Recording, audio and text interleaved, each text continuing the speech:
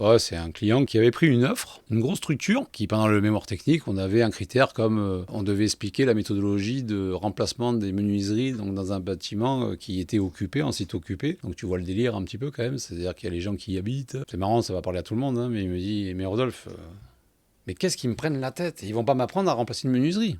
Et donc, pendant le mémoire technique, je laisse passer une fois, je laisse passer deux fois, je laisse passer trois fois. Et la quatrième fois, il m'a dit avec des mots un petit peu plus grossiers pour pas les dire. Et donc, j'ai dit, comme il m'écoute pas, eh ben, je vais l'écrire. Et comme je partageais le document, il le voyait à l'écran et j'ai écrit voilà, ils vont pas me casser les et m'apprendre à poser une menuiserie. Et donc, il voit ça, il fait qu'est-ce que tu fais? J'ai écrit ta réponse. Ça fait 4 fois que tu me dis la même chose. Donc, je suppose que je dois valider celle-ci. C'est ton dernier mot.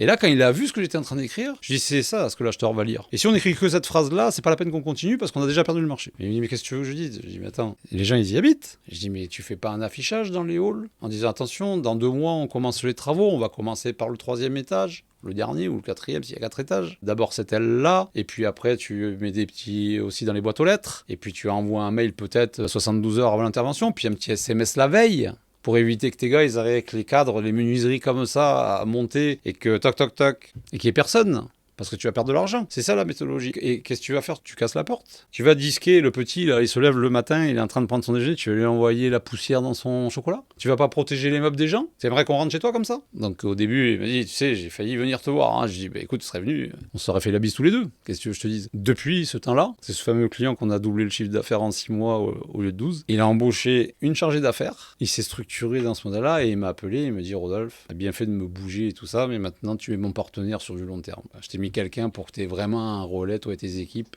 alors qu'il était fermé comme une huître et il n'était pas convaincu. Et maintenant, il y a 2 structures, on a signé des chiffres d'affaires à 7 chiffres et maintenant il est convaincu.